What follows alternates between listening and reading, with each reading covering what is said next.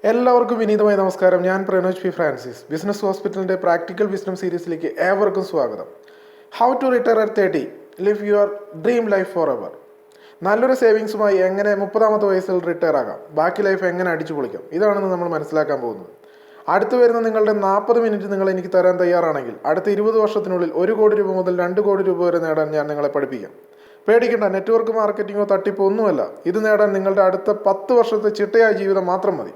വെറും 10 വർഷം, ബാക്കി ലൈഫ് ജിങ്കലാലാല. അപ്പോൾ നമുക്ക് തുടങ്ങാം. യെസ്,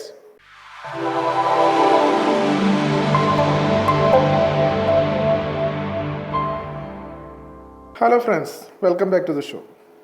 ഇന്ന് നമ്മൾ മനസ്സിലാക്കാൻ പോകുന്നത് how to retire at 30, live your dream life forever. എങ്ങനെ 30ാമത്തെ വയസ്സിൽ നല്ലൊരു സേവിങ്സോട് കൂടി റിട്ടയർ ചെയ്യാമെന്നാണ്. അതിന് നമ്മൾ ഇന്ന് പഠിക്കാൻ പോകുന്നത് ബഡ്ജറ്റിങ്ങിൻ്റെ ബേസിക് പ്രിൻസിപ്പിളായ 50:30:20 എന്ന് പറയുന്ന ഒരു റൂളാണ്. 50:30:20 റൂൾ. അപ്പോൾ ആദ്യം ബഡ്ജറ്റിംഗ് എന്താണെന്ന് നോക്കാം. ബഡ്ജറ്റിംഗ് എന്താണെന്ന് മനസ്സിലായാലല്ലേ അതിൽ ഈ റൂൾ മനസ്സിലാവുള്ളൂ. ബഡ്ജറ്റിംഗ് എന്ന് പറയുന്നത് ഒരു സിമ്പിൾ എക്സസൈസാണ്. ഓക്കെ, ഓരോ മാസവും നമുക്ക് കിട്ടുന്ന വരുമാനം, അത് സമ്പാദ്യമാവാം, ബിസിനസ് ആവാം, അങ്ങനെ എന്തും ആവാം. ആ വരുമാനത്തിന് എഗെയിൻസ്റ്റ് ആയിട്ട് നമുക്ക് ചിലവുകൾ ഉണ്ടാവും, ശരിയല്ലേ? ചിലവുകൾ പ്രധാനമായും 3 തരമുണ്ട്. ഒന്നാമത്തെ ടൈപ്പ് ചിലവ് എന്ന് പറയുന്നത് അടിസ്ഥാന ആവശ്യങ്ങളാണ്. അതിന് നമുക്ക് നീഡ്സ് എന്ന് ഇംഗ്ലീഷിൽ പറയാം. ഉദാഹരണത്തിന് വീട്ടുവാടക, അല്ലെങ്കിൽ വീട് നമ്മൾ EMI അല്ലെങ്കിൽ ലോൺ എടുത്തിരിക്കണമെങ്കിൽ അതിൻ്റെ EMI ഉണ്ടാവും. ഭക്ഷണം നമുക്ക് കഴിക്കാനായിട്ടുള്ള ഭക്ഷണ സാധനങ്ങൾ നമുക്ക് മേടിക്കണം. അതുപോലെ തന്നെ ഇലക്ട്രിസിറ്റി ബില്ല്, ടെലിഫോൺ ബില്ല്, അങ്ങനെ നമുക്ക് ഒട്ടും ഒഴിവാക്കാൻ പറ്റാത്ത ഈ ടൈപ്പ് ചിലവുകളെയാണ് അടിസ്ഥാന ആവശ്യങ്ങൾക്ക് വേണ്ടിയിട്ടുള്ള ചിലവുകൾ എന്ന് പറയുന്നത്. അതിന് നമ്മൾ നീഡ്സ് എന്ന് വിളിക്കുന്നു. അടുത്ത ടൈപ്പ് ചിലവുകളെ വാണ്ട്സ് എന്ന് വിളിക്കും.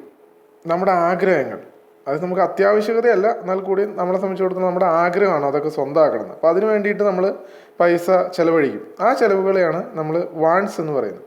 അതൊരു പക്ഷേ ഒരു ഫോൺ മേടിക്കാനുള്ള ആഗ്രഹമാവാം, കാറോ ബൈക്കോ മേടിക്കാനുള്ള ആഗ്രഹമാവാം, ടൂർ പോകാനുള്ള ആഗ്രഹം, അങ്ങനെയുള്ള നമ്മുടെ ആഗ്രഹങ്ങളെയുള്ള അതിനു വേണ്ടിയിട്ടുള്ള ചിലവുകളെയാണ്, അല്ലെങ്കിൽ അതിനു വേണ്ടി നമ്മൾ ചിലവാക്കുന്ന പൈസയാണ് നമ്മൾ വാണ്ട്സ് എന്ന് വിളിക്കുന്നത്. മൂന്നാമത്തെ ടൈപ്പ് ചിലവ് എന്ന് പറയുന്നത് വളരെ ഇമ്പോർട്ടൻ്റ് ആണ്. ഈ ചിലവ് എന്ന് പറയുന്നത് അതാണ് ഇൻവെസ്റ്റ്മെൻറ്റ് എന്ന് പറയുന്നത്.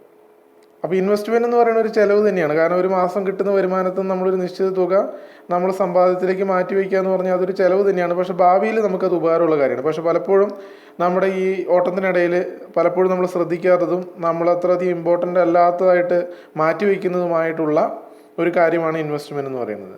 ഉദാഹരണം, നമ്മൾ ചിട്ടി അല്ലെങ്കിൽ ഫിക്സഡ് ഡെപ്പോസിറ്റ് ബാങ്കിലിടുക, മ്യൂച്വൽ ഫണ്ട്, ഇൻഷുറൻസ്, അങ്ങനെയൊക്കെയുള്ള കാര്യങ്ങളാണ് ഇൻവെസ്റ്റ്മെൻറ്റ് എന്ന് പറയുന്നത്. എല്ലാവർക്കും ആഗ്രഹമുണ്ട്, ബട്ട് അറിയില്ല എങ്ങനെ ഇൻവെസ്റ്റ് ചെയ്യണം. ചിലവുകൾ ക്രമീകരിച്ച് ഇൻവെസ്റ്റ് ചെയ്യാനുള്ള ക്യാഷ് ഓരോ മാസവും എങ്ങനെ സേവ് ചെയ്യണമെന്നൊക്കെ ആർക്കും അറിയില്ല. അതാണ് പ്രധാനപ്പെട്ട ഒരു കാര്യം എന്ന് പറയുന്നത്. അതുകൊണ്ടാണ് നമ്മളതിനെ മാറ്റി നിർത്തുന്നത്, അല്ലെങ്കിൽ അതിന് പറ്റുന്നില്ല എന്നൊക്കെ പറയുന്നത് അതുകൊണ്ടാണ്. അതിനാണ് ബഡ്ജറ്റിംഗ് എന്ന് പറയുന്ന പ്രോസസ്സ് എന്ന് പറയുന്നത്. അപ്പോൾ ബഡ്ജറ്റിങ്ങിലെ ബേസിക്കായ 50:30:20 പ്രിൻസിപ്പിൾ ഒന്ന് ട്വിസ്റ്റ് ചെയ്ത് ഉപയോഗിച്ചാൽ ഏകദേശം 20 ലക്ഷം രൂപ സേവിങ്സുമായിട്ട് 30ാമത്തെ വയസ്സിൽ റിട്ടയർ ആവാം. ബാക്കി ലൈഫ് ജിങ്കലാലാല. അപ്പോൾ എന്താണ് ബഡ്ജറ്റിങ്ങിലെ 50:30:20 പ്രിൻസിപ്പിൾ എന്ന് നോക്കാം.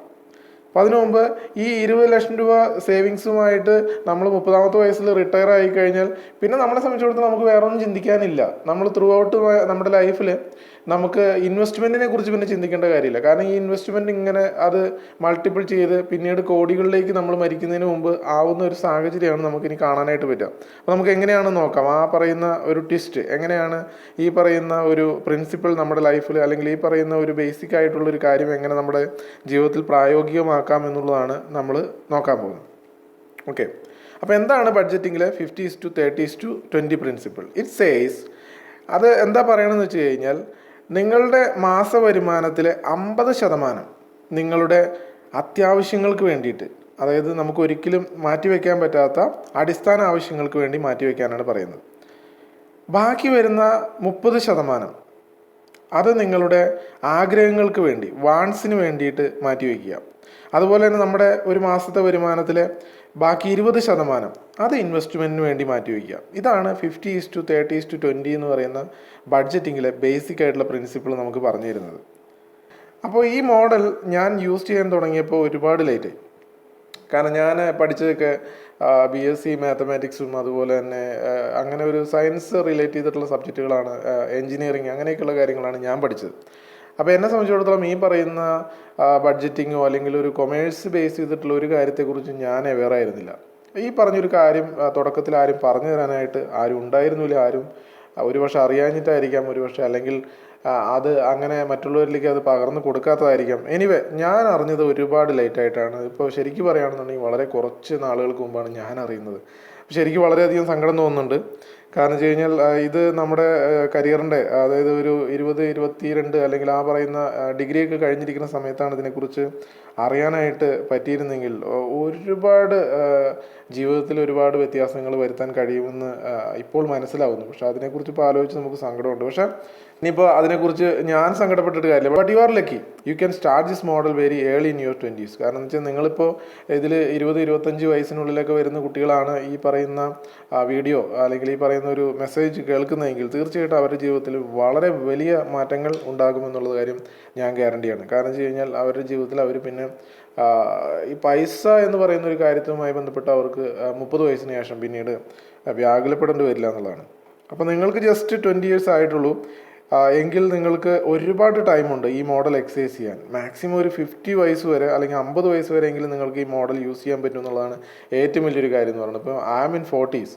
സോ എനിക്ക് എന്നെ സംബന്ധിച്ചിടത്തോളം വളരെ വലിയ ബുദ്ധിമുട്ടുള്ള കാര്യമാണ്, അല്ലെങ്കിൽ വളരെ നഷ്ടബോധം തോന്നുന്ന ഒരു കാര്യമാണ്. പക്ഷെ നിങ്ങളെ സംബന്ധിച്ചിടത്തോളം നിങ്ങൾ ഏർലി കരിയറിൽ അല്ലെങ്കിൽ കരിയറിൻ്റെ നിങ്ങളുടെ ഏർലി സ്റ്റേജിൽ നിങ്ങൾ സ്റ്റാർട്ട് ചെയ്യുകയാണെന്നുണ്ടെങ്കിൽ you will be getting enough time to exercise this model. So അത് വലിയൊരു എന്ന് പറയുന്നത് കോടികളായിട്ട് നിങ്ങൾക്ക് നിങ്ങളുടെ 50-ാമത്തെ വയസ്സിലോ 60-ാമത്തെ വയസ്സിലോ 70-ാമത്തെ വയസ്സിലൊക്കെ നിങ്ങൾ കോടികൾ നിങ്ങളുടെ അടുത്ത തലമുറയ്ക്കോ അല്ലെങ്കിൽ നിങ്ങളുടെ ജീവിതത്തിൽ തന്നെ ഉപയോഗിക്കാനായിട്ട് പറ്റുമെന്നുള്ളതാണ് ഈ മോഡലിൻ്റെ ഏറ്റവും വലിയ കാര്യം. നമുക്ക് നോക്കാം എന്താണ് ട്വിസ്റ്റ് എന്നുള്ള കാര്യം.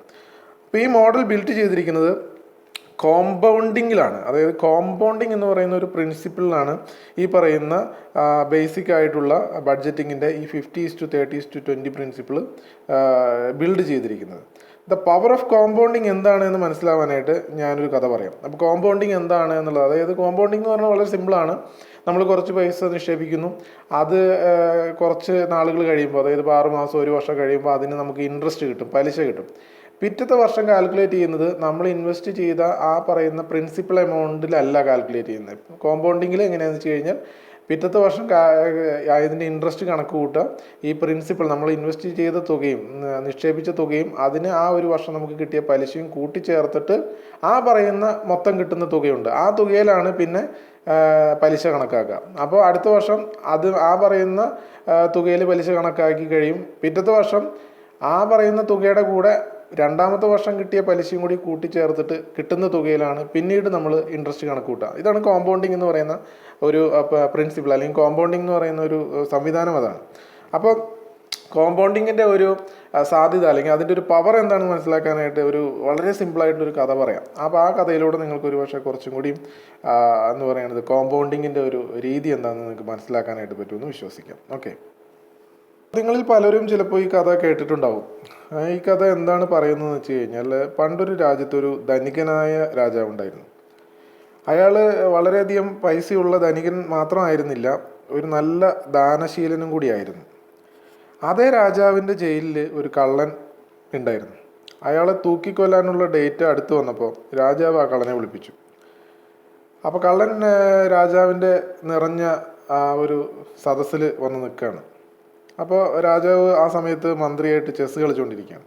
അപ്പോൾ കള്ളൻ വന്ന് നിൽക്കുന്നത് കണ്ടപ്പോൾ രാജാവ് കള്ളൻ്റെ അടുത്ത് ചോദിച്ചു, താങ്കളെ തൂക്കിക്കൊല്ലാനായിട്ടുള്ള ദിവസം അടുത്ത് വരികയാണ്, അപ്പോൾ അതിനു മുമ്പ് താങ്കളുടെ അന്ത്യാഭിലാഷം എന്താണ്? താങ്കൾക്ക് അവസാനമായിട്ട് എന്തെങ്കിലും കാര്യങ്ങൾ നേടണമെന്ന് ആഗ്രഹമുണ്ടെങ്കിൽ പറഞ്ഞു കഴിഞ്ഞാൽ ഞാനത് നടത്തിത്തരാം, എനിക്കത് നടത്തിത്തരാനായിട്ടുള്ള കഴിവും അധികാരമൊക്കെ എനിക്കുണ്ട്.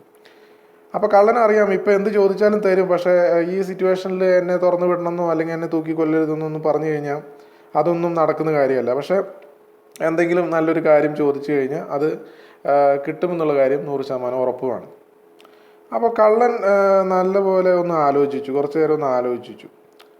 എന്നിട്ട് ആള് രാജാവിനോട് ചോദിച്ചു, രാജാവേ, ഞാൻ മരിച്ചു പോയാലും എന്നെ തൂക്കിലേറ്റിയാലും, അതായത് എൻ്റെ ജീവിതം അവസാനിച്ചാലും എൻ്റെ ഫാമിലിക്ക് സുഖമായിട്ട് ബുദ്ധിമുട്ടില്ലാതെ ഭക്ഷണം കഴിച്ച് ജീവിക്കാനുള്ള ഒരു വക ഉണ്ടാക്കി വെക്കണം എന്നുള്ളതാണ് എൻ്റെ വലിയ ഒരു ആഗ്രഹം, അല്ലെങ്കിൽ അന്ത്യാഭിലാഷം എന്ന് പറഞ്ഞാൽ. അതിന് വേണ്ടിയിട്ടാണ് ഞാൻ ഈ പറയുന്ന മാർഗത്തിലൂടെയൊക്കെ സഞ്ചരിക്കുന്നത്, അല്ലെങ്കിൽ സഞ്ചരിച്ചത്. അപ്പോൾ അത് കേട്ടപ്പോൾ രാജാവ് ഭയങ്കര ഹാപ്പിയായി. രാജാവ് പറഞ്ഞു, ഇത് വളരെ ചെറിയ ആഗ്രഹമല്ലേ, ഇത് വളരെ ഈസി ആയിട്ട് എനിക്ക് നടത്തി തരാൻ പറ്റും. രാജാവ് വീണ്ടും ചോദിച്ചു, എന്താണ് നിൻ്റെ കുടുംബത്തിന് വേണ്ടി ഞാൻ ചെയ്യേണ്ടത്? എന്ത് ഫുഡാണ് അവർക്ക് കൊടുക്കേണ്ടത്, അല്ലെങ്കിൽ എന്ത് ഭക്ഷണ പദാർത്ഥങ്ങളാണ് അവർക്ക്, നിൻ്റെ ഫാമിലിക്ക് ഞാൻ അറേഞ്ച് ചെയ്യേണ്ടതെന്ന് ചോദിക്കുകയാണ്. അപ്പോൾ ആ ബുദ്ധിമാനായ കള്ളൻ പറയുകയാണ്, താങ്കൾ ഇപ്പോൾ ചെസ് കളിക്കുകയാണല്ലോ, അല്ലെങ്കിൽ കളിച്ചുകൊണ്ടിരിക്കുകയാണല്ലോ. അപ്പോൾ ആ മുമ്പിലിരിക്കുന്ന ചെസ് ബോർഡിൽ 64 കളങ്ങളാണ് ഉള്ളത്. അപ്പോൾ എൻ്റെ ആഗ്രഹം ഇത്ര മാത്രമേ ഉള്ളൂ. ആ ചെസ് ബോർഡിലെ ആദ്യത്തെ കളത്തിൽ ഒരു അരിമണി വയ്ക്കുക, അടുത്ത കളത്തിൽ അത് ഡബിൾ ചെയ്ത് വയ്ക്കുക, 2 ഇരട്ടിയായിട്ട് അരിമണി വയ്ക്കുക, അടുത്ത കളത്തിൽ അതിൻ്റെയും ഡബിളായിട്ട്, അല്ലെങ്കിൽ അതിനേക്കാളും ഇരട്ടിയായിട്ട് ഇരട്ടി ചെയ്തിട്ട് 4 അരിമണി വയ്ക്കുക. അങ്ങനെ ഓരോ കളത്തിലും അരിമണികളെ ഡബിൾ ചെയ്ത് ഇരട്ടിയാക്കി വെച്ചുകൊണ്ടിരിക്കുക. അങ്ങനെ 64 കള്ളികളിലേക്കും അത് തുടരുക. എന്നിട്ട് 64 കള്ളികളിലും വെച്ച അരിമണികൾ മൊത്തമായിട്ട് എൻ്റെ കുടുംബത്തിന് കൊടുക്കുക. ഇതാണ് എൻ്റെ ആഗ്രഹമെന്ന്. അത് കേട്ട് രാജാവ് ഭയങ്കരമായിട്ട് ചിരിച്ചു. അപ്പോൾ രാജാവ് പറയാണ്, നീ വീണ്ടും വളരെ ഈസി ആയിട്ടുള്ള കാര്യമാണല്ലോ ചോദിക്കുന്നത്, ഇതൊക്കെ തരാനായിട്ട് എന്നെ സംബന്ധിച്ചിടത്തോളം എനിക്ക് വളരെ ഈസിയാണ്. അപ്പോൾ ഇതാണോ ഇത്ര വലിയ കാര്യമായിട്ട് നീ ചോദിക്കുന്നത്? അപ്പോൾ അത്രയും പറഞ്ഞിട്ട് രാജാവ് മന്ത്രിയോട് പറയാണ്, എത്രയും പെട്ടെന്ന് ഈ പറയുന്ന കള്ളൻ്റെ കുടുംബത്തിന് വേണ്ടിയിട്ട് അദ്ദേഹം പറഞ്ഞ രീതിയിൽ ഈ ചെസ് ബോർഡിൻ്റെ മാതൃകയിൽ ഓരോ കള്ളികളിലും അത് വെച്ചതിന് ശേഷം അത് ഇരട്ടിയാക്കിയിട്ട് മൊത്തമായിട്ട് എത്രയാണോ ആ പറയുന്ന അരിമണികൾ കിട്ടുന്നത്, അത് എത്ര ആണെങ്കിലും അത് എത്രയും പെട്ടെന്ന് അവൻ്റെ കുടുംബത്തിന് നൽകൂ എന്ന് പറയണം.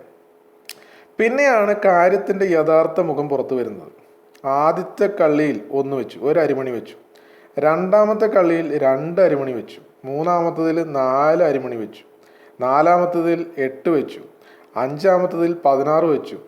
10ാമത്തെ കള എത്തുമ്പോഴേക്കും 512 വെച്ചു. അപ്പോഴും എല്ലാ രാജാവും നോക്കി നിന്നു. ആ, അടിപൊളിയായിട്ട് കാര്യങ്ങൾ പോകുന്നുണ്ട്, നന്നായിട്ട് പോകുന്നു, സന്തോഷം, ഇതൊക്കെ വളരെ സിമ്പിളാണ് പരിപാടികൾ. ഇപ്പോൾ അത് മാത്രമല്ല, ഇപ്പോൾ ആദ്യം കൊണ്ടുവന്ന ചാക്കാരി ഇതുവരെയും തീർന്നിട്ടില്ല, പക്ഷേ കാര്യങ്ങളൊക്കെ നന്നായിട്ട് പോകുന്നുണ്ട്. അപ്പോൾ അതുകൊണ്ട് രാജാവ് വളരെ ഹാപ്പി ആയിട്ട് ചിരിച്ചിട്ട് ഇങ്ങനെ നോക്കിയിരിക്കുകയാണ്. പക്ഷെ കളങ്ങൾ കൂടുന്തോറും അരിയുടെ എമൗണ്ട് കൂടി വന്നു. 10ാമത്തെ കളത്തിൽ വെക്കേണ്ടി വന്നത് വെറും 512 അരി മണികൾ ആണെങ്കിൽ 20ാമത്തെ കളമായപ്പോഴേക്കും അതിൽ വെക്കേണ്ടി വന്നത് 5.5 ലക്ഷം അരിമണികളാണ്. അങ്ങനെ അത് കൂടിക്കൊണ്ടേയിരുന്നു. 25ാമത്തെ കളത്തിൽ വെക്കേണ്ടി വന്നത് 1.5 കോടി അരിമണികളാണ്. അതുപോലെ 32ാമത്തെ കളമായപ്പോഴേക്കും വെക്കേണ്ടി വന്നത് 214 കോടി അരിമണികളാണ്. ചാക്ക് കണക്കിന് അരികൾ വന്നുകൊണ്ടിരുന്നു. 32ാമത്തെ കളമായപ്പോഴേക്കും ചാക്കുകൾ ഇനി കൊണ്ടുവരാനുള്ള അവസ്ഥയില്ല എന്നുള്ള സാഹചര്യം മന്ത്രിയെ ഭടന്മാർ അറിയിച്ചു, മന്ത്രി രാജാവിനെ അറിയിച്ചു. അപ്പോൾ രാജാവിനൊരു കാര്യം മനസ്സിലായി, ഇതിങ്ങനെ തുടർന്നാൽ 64 വരെ ഒന്നും എത്തില്ല. 64 കള എത്തുമ്പോഴേക്കും മിക്കവാറും എൻ്റെ പണി അളകും, അല്ലെങ്കിൽ എൻ്റെ ഊപ്പാട് അളകും. രാജ്യത്ത് മൊത്തമുള്ള അരി മൊത്തം കൊടുത്താലും ഈ പറയുന്ന സാഹചര്യം മുന്നോട്ട് പോകാൻ വളരെ ബുദ്ധിമുട്ടായിരിക്കും. നമ്മൾ വലിയ കടത്തിലേക്കും വലിയ ദാരിദ്ര്യത്തിലേക്കും ഇത് മുന്നോട്ട് പോകും എന്നുള്ളത് രാജാവിന് മനസ്സിലായി. രാജാവിന് കള്ളൻ്റെ ബുദ്ധിശക്തി മനസ്സിലാക്കി. കള്ളൻ്റെ ആ പറയുന്ന അറിവ്, അല്ലെങ്കിൽ കള്ളൻ്റെ ആ ഒരു പ്ലാനിങ് എന്താണെന്നുള്ള കാര്യം മനസ്സിലായിട്ട് കള്ളനെ പ്രശംസിച്ച് കള്ളന് വേണ്ട രീതിയിൽ ജീവിക്കാനായിട്ടുള്ള വകയും കൊടുത്ത് അദ്ദേഹത്തിന് വെറുതെ വിട്ടു തൂക്കിക്കൊല്ലാതെ. അവൻ്റെ ബുദ്ധിശക്തി മനസ്സിലാക്കി, അവൻ്റെ അറിവും കഴിവും മനസ്സിലാക്കിയിട്ട്. അപ്പോൾ ഈ കഥയിലൂടെ കോമ്പൗണ്ടിങ് എന്താണെന്ന്, കോമ്പൗണ്ടിങ്ങിൻ്റെ പവർ എന്താണെന്ന് നമുക്ക് മനസ്സിലായി. ആദ്യമൊക്കെ നമ്മുടെ ഇൻവെസ്റ്റ്മെൻറ്റ് ചെറുതായി തോന്നും, അതിന് കാര്യമായി ഒന്നും സംഭവിക്കുന്നില്ല എന്ന് തോന്നുമെങ്കിലും, ഗ്രോ ചെയ്യുന്നില്ല എന്ന് തോന്നുമെങ്കിലും, മാസങ്ങൾ പിന്നിടുമ്പോൾ കഥയിലെ പോലെ അതൊരു രക്ഷയുമില്ലാതെ അതിശയിപ്പിക്കുന്ന തരത്തിൽ ഗ്രോ ചെയ്യുന്നത് കാണാം. അതുകൊണ്ട് കോമ്പൗണ്ടിങ് എഫക്റ്റ് കിട്ടാൻ മന്ത്ലി ഇൻവെസ്റ്റ് ചെയ്യുന്നത് മുടക്കമില്ലാതെ കണ്ടിന്യൂ ചെയ്യുക എന്നുള്ളതാണ് നമ്മൾ ചെയ്യേണ്ടത്. അപ്പോൾ നമ്മൾ കണ്ടിന്യൂസ് ആയിട്ട് ചെയ്തുകൊണ്ടിരിക്കുക. കുറച്ച് മാസങ്ങൾ അങ്ങോട്ട് കഴിയുമ്പോഴേക്കും നമ്മൾ തന്നെ അതിശയപ്പെട്ടു പോകും. കോമ്പൗണ്ടിങ്ങിൻ്റെ ബേസിക് ആയിട്ടുള്ള കാര്യം എന്ന് പറയുന്നത് ടൈമാണ്. എത്രയും നേരത്തെ സ്റ്റാർട്ട് ചെയ്താൽ അത്രയും നല്ലതാണ്, കാരണം അത്രയും എഫക്റ്റീവ് ആവും. അപ്പോൾ നമ്മൾ നേരത്തെ നമ്മുടെ കരിയറിൻ്റെയൊക്കെ നേരത്തെ സ്റ്റാർട്ട് ചെയ്ത് കഴിഞ്ഞാൽ നമുക്ക് അത്രയും വർഷങ്ങൾ മുന്നോട്ട് എടുക്കണം. ഞാനിപ്പോൾ പറഞ്ഞ നമ്മുടെ ഈ പറയുന്ന വീഡിയോയിൽ നിന്ന് പറയാൻ പോകുന്നത് വെറും 10 വർഷം മാത്രം ഇൻവെസ്റ്റ് ചെയ്യാനാണ്. അതായത് ഒരു 21ാമത്തെ വയസ്സിലോ 22ാമത്തെ വയസ്സിലോ തുടങ്ങി ഒരു 10-32 വയസ്സ് വരെയുള്ള സമയത്ത് ഒരു 10 വർഷം നമ്മൾ ഇൻവെസ്റ്റ് ചെയ്ത് കഴിഞ്ഞാൽ പിന്നീട് അങ്ങോട്ട് നമ്മുടെ ഒരു ഏജ് ഒരു 60-70 ആകുമ്പോഴേക്കും കോടികൾ നമ്മുടെ ഇൻവെസ്റ്റ്മെൻറ്റിൽ അല്ലെങ്കിൽ കോടികൾ നമ്മുടെ സമ്പാദ്യമായിട്ടുണ്ടാവും. അതിന് വേണ്ടിയിട്ടുള്ള കാര്യമാണ് ഞാൻ പറഞ്ഞിരുന്നത്. അപ്പോൾ നമുക്ക് എത്രയും നേരത്തെ തുടങ്ങാൻ പറ്റുമോ അത്രയും നല്ലതാണ്. അതുകൊണ്ട് എൻ്റെ വ്യൂവേഴ്സ് എത്രയും വേഗം ഈ ബഡ്ജറ്റിംഗ് പ്രിൻസിപ്പിൾ ഫോളോ ചെയ്യുക എന്ന ഒറ്റ റിക്വസ്റ്റ് മാത്രമേ എനിക്ക് പറയാനുള്ളൂ. അപ്പോൾ എല്ലാ കൂട്ടുകാർക്കും ബഡ്ജറ്റിംഗ് എന്താണെന്നും ബഡ്ജറ്റിങ്ങിലെ 50:30:20 പ്രിൻസിപ്പിൾ എന്താണെന്നും കോമ്പൗണ്ടിങ് എഫക്റ്റ് എന്താണെന്നും ഒക്കെ മനസ്സിലായി എന്ന് വിശ്വസിക്കുന്നു. ഇനി എങ്ങനെ ബഡ്ജറ്റിങ്ങിലെ 50:30:20 പ്രിൻസിപ്പിൾ ഉപയോഗിച്ചുകൊണ്ട് അടുത്ത ഒരു 20 വർഷത്തിനുള്ളിൽ ഒരു 2.5 കോടി രൂപ എങ്ങനെ സേവിങ്സ് ഉണ്ടാക്കാമെന്ന് നോക്കാം. അതിന് ബിസിനസ് ഹോസ്പിറ്റലിൻ്റെ പ്രാക്ടിക്കൽ വിസ്ഡം സീരീസിലെ സെക്കൻഡ് പാർട്ട് വീഡിയോ കാണുക. പേടിക്കണ്ട, പാർട്ട് 2 കാണാനായിട്ട് ഈ വീഡിയോയുടെ എൻഡ് സ്ക്രീനിൽ കാണുന്ന വീഡിയോ പ്ലേ ചെയ്താൽ മാത്രം മതി. അപ്പോൾ ഒരു ഷോർട്ട് ബ്രേക്ക്.